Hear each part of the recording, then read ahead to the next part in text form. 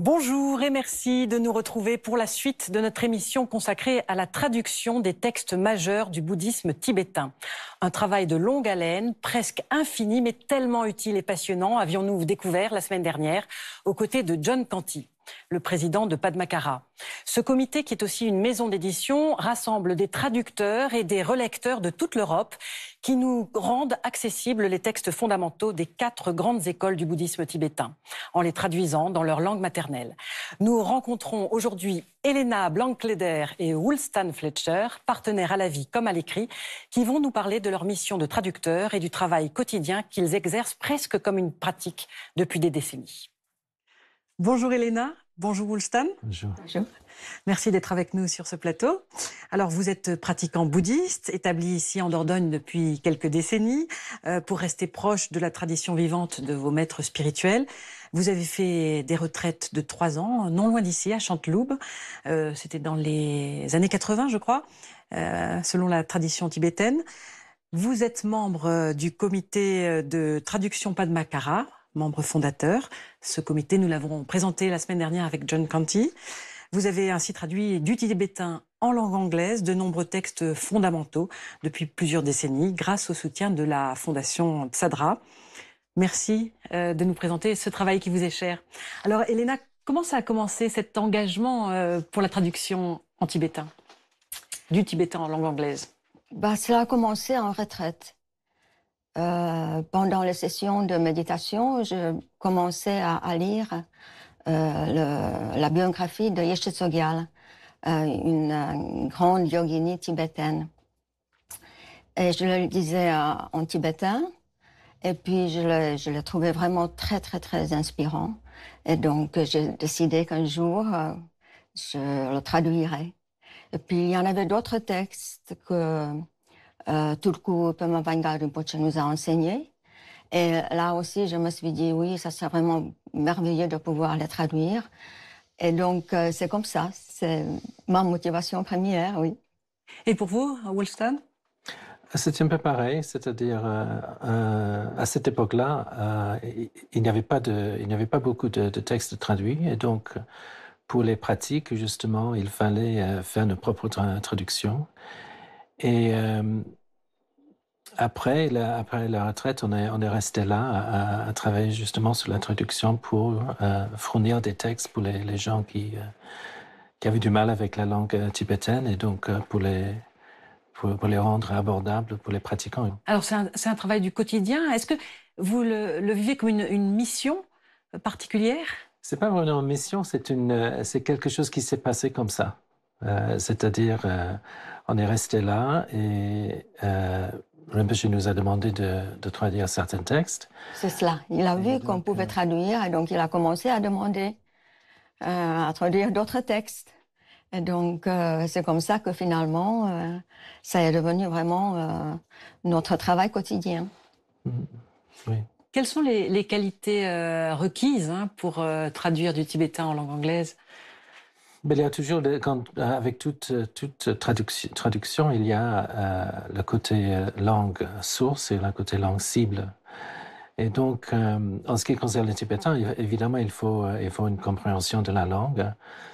Mais en disant cela, il faut se rendre compte aussi que la langue écrite tibétaine a un côté un peu spécial, dans le sens que c'est pas la même langue exactement que la langue parlée. C'est une langue technique qui a été quasiment inventée dans le 8e siècle justement pour accueillir les enseignements bouddhistes qui venus de l'Inde, exprimés en sanskrit. Et donc, tandis que la langue parlée, comme toute autre langue, a évolué au fil des siècles, la langue écrite tibétaine est restée très stable. Très figée, on dirait. Beaucoup plus stable que chez les Français, chez les Anglais, par exemple. Entrer dans le monde des textes tibétains, c'est déjà une aventure dans un monde exotique, mais aussi c'est un voyage dans le temps. Parce que finalement, les maîtres du XXe siècle, les maîtres du XIVe siècle, ils écrivent exactement de la même façon, et donc ils sont quasiment des contemporains. Donc ça, c'est très intéressant parce qu'une fois qu'on a appris un peu de la langue classique, on a les moyens on a les clés pour une vaste littérature bouddhiste préservée dans la langue tibétaine.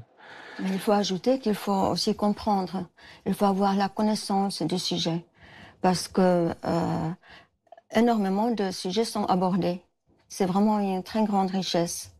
Et chacun de ces sujets a son langage, à vrai dire. Et donc, il faut comprendre, il faut pouvoir, d'une certaine façon, déchiffrer vraiment les codes qui sont là. C'est un langage, pour moi, je dis toujours que c'est un langage codé. C'est tellement, il y a des expressions quelquefois qui sont tellement courtes, mais qui ont derrière un éventail de sens absolument incroyable. Et il faut pouvoir le situer dans le contexte. Oui, ce qui veut dire que c'est un travail extrêmement difficile, qui nécessite beaucoup de connaissances du contexte, etc. Vous travaillez particulièrement, vous, Ulstan et Elena, en duo, chez vous, à la maison. Comment vous pratiquez, entre guillemets, ce travail de traduction? Par quoi vous commencez? Est-ce que vous travaillez ensemble, communément?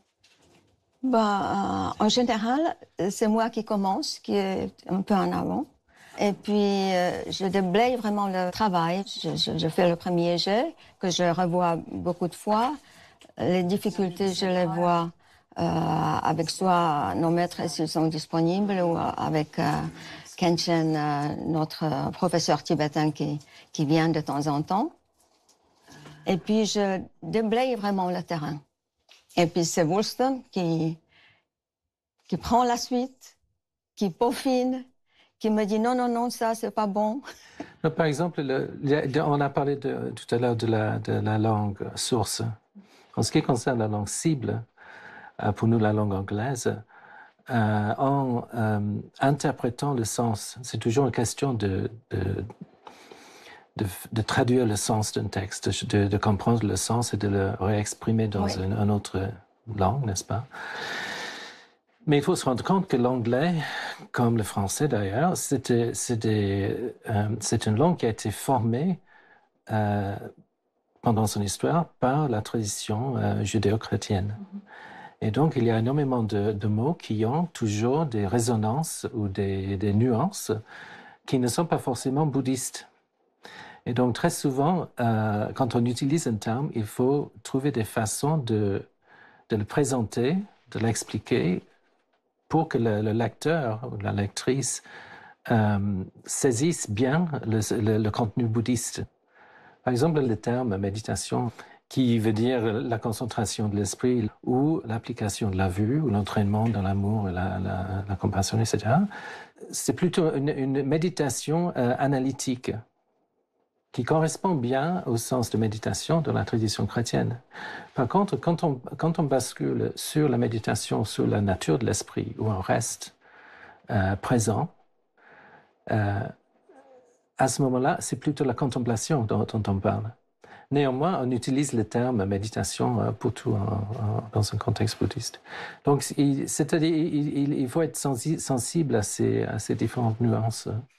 Alors, vous traduisez des enseignements, mais pourquoi est-ce que c'est fondamental aussi de traduire les commentaires qui ont fait autorité autour de ces enseignements? Vous voulez dire les textes racines, Oui. les textes qui s'inscrits, qui sont venus Voilà. Au Tibet, qui ont été traduits? Parce qu'en général, c'est des textes qui sont assez courts et en vers. Et ces textes sont vraiment très, très difficiles à comprendre. Déjà, paraît-il, en sanskrit, c'était la même chose. C'est quand on voit les traductions des œuvres de Nagarjuna qui sont faites à partir du sanskrit, on a quelquefois plusieurs livres, plusieurs traductions qui donnent des sens tout à fait différents pour une chose. Et donc, au tibétain, la traduction tibétaine, elle est aussi très, comment dire, c'est très libre. Il n'y a pas, c'est pas comme en français très concis. Vous avez le sujet, le verbe, le complément, etc. Non, pas du tout. Donc, ça permet beaucoup de sortes d'interprétations. Et donc, c'est aussi pour ça que finalement, il y a plusieurs écoles du bouddhisme tibétain. Oui, c'est une tradition très scolastique. Ouais. Et donc, on a, par exemple, il y a toute une littérature traduite, mais aussi une vaste littérature créée par les maîtres tibétains au fil des siècles, dans les différentes écoles, qui peuvent utiliser le même texte racine, mais avec des différentes interprétations qui sont exprimées dans les différents commentaires. Et donc ça, c'est déjà un défi. Oui. Mais très souvent, on suit le commentaire d'un maître qui est dans notre lignée, qui a donc qui a cette... on parle de lignée de transmission du sens ou de l'explication de l'œuvre. Pour vous, qu'est-ce qui est le plus difficile quand on se met à traduire un texte? Le plus difficile, quelquefois, c'est de trouver quelqu'un qui répondra à mes questions. C'est vraiment ça. Parce que c'est le sens qui prime. C'est facile de traduire les mots. Les mots, on connaît le sens de tous ces mots. Mais quelquefois, on est là, on voit tout, on comprend tous les mots. Ah, qu'est-ce que ça veut dire? Donc il faut souligner le fait que même si la littérature tibétaine est très vaste, néanmoins, la façon de lire n'est pas la même chose chez les Tibétains que chez nous. Et donc un Tibétain, il ne prend pas un texte tel quel, comme cela, et il ne s'attend pas à ce que le livre s'explique tout seul, comme chez nous, par exemple.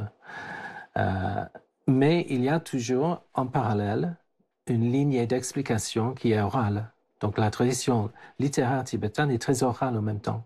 Parce que, par exemple, là, on traduit quelque chose. C'est un maître du XIVe siècle. Et puis, il n'y a pas beaucoup de commentaires sur son œuvre. Par contre, il y a une lignée orale qui existe encore maintenant. Donc, on peut s'appuyer sur cela pour pouvoir traduire, sinon ça serait impossible. Est-ce que finalement, tout ce temps que vous consacrez à la traduction, tous ces jours, depuis des décennies, est-ce que finalement ce n'est pas une certaine façon, une façon de pratiquer? Oui, certainement. Pas pour moi. Mais dans le sens que, dans les enseignements, quand on parle de la générosité, le don du dharma, c'est une façon de pratiquer la générosité. Donc, oui, c'est une mission, je suppose. Mais pas vraiment une pratique, quand même. Mais pas vraiment pour vous une pratique? Non. C'est plutôt une étude. On apprend énormément de choses. Parce que c'est en traduisant, on étudie. Parce qu'il faut chercher les sources d'autres sources. Mais pour moi, la pratique, c'est quand même une autre chose. C'est très intellectuel, la traduction. Merci beaucoup, Elena. Merci, Woolston, d'avoir eu la grande gentillesse de répondre à nos questions. Merci. C'était donc un entretien réalisé en Dordogne, au cœur des éditions Padmakara. Et pour prolonger un peu cette visite, nous vous suggérons la vie de Yeshe Tsogyal, souveraine du Tibet, de Yalwa Changchub et Namkhai Ngpo. Un recueil foisonnant qui plonge dans l'univers tibétain du 8e siècle, où la jeune épouse du roi va atteindre la complète réalisation spirituelle. Le trésor de précieuse qualité de Jigme Lingpa, écrit au XVIIIe siècle, accompagné du commentaire de Kangyu Rinpoche, qui a été le maître de la plupart des traducteurs de Padmakara. Perle d'ambroisie de Kunzang Palden, qui vécut au début du XXe siècle. C'est un commentaire de la marche vers l'éveil sur la conduite des bodhisattvas. Voilà, l'émission s'achève. Vous pouvez la revoir en replay durant un mois sur France TV. Très heureuse journée à tous et à la semaine prochaine. Merci.